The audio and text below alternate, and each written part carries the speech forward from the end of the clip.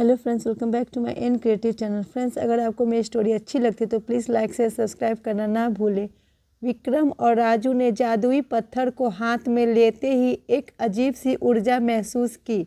उनके आसपास का माहौल बदलने लगा और वे खुद को एक अलग ही दुनिया में पाए। आसमान में तारे टिमटिमा रहे थे और हवा में एक रसमयी गंध थी। उनके सामने एक विशाल घड़ी दिखाई दी जिसकी सुई तेजी से घूम रही थी। यह समय की घड़ी थी जो उन्हें अतीत और भविष्य के बीच ले जाने वाली थी। उल्लू की आवाज़ फिर से गूंजी, समय के पार जाने के लिए तुम्हें इस घड़ी की सुइयों के साथ तालमेल बैठाना होगा।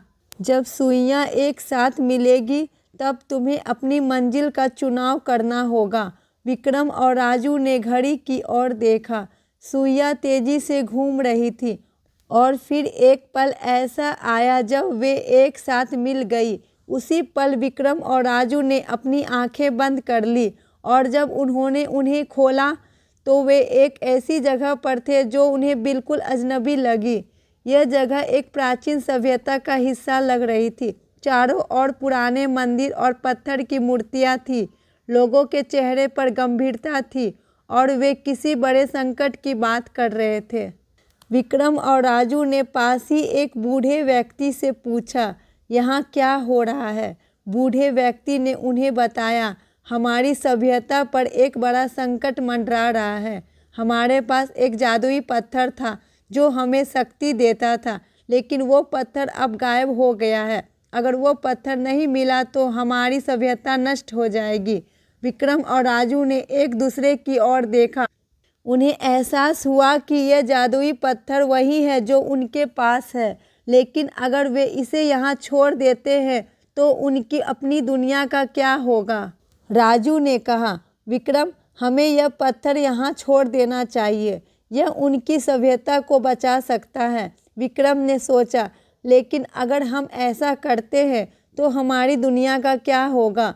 क्या हम अपने लोगों को छोड़ देंगे? उन्होंने फैसला किया कि वे इस सभ्यता की मदद करेंगे, लेकिन साथ ही वे अपनी दुनिया को भी बचाने का रास्ता ढूंढेंगे।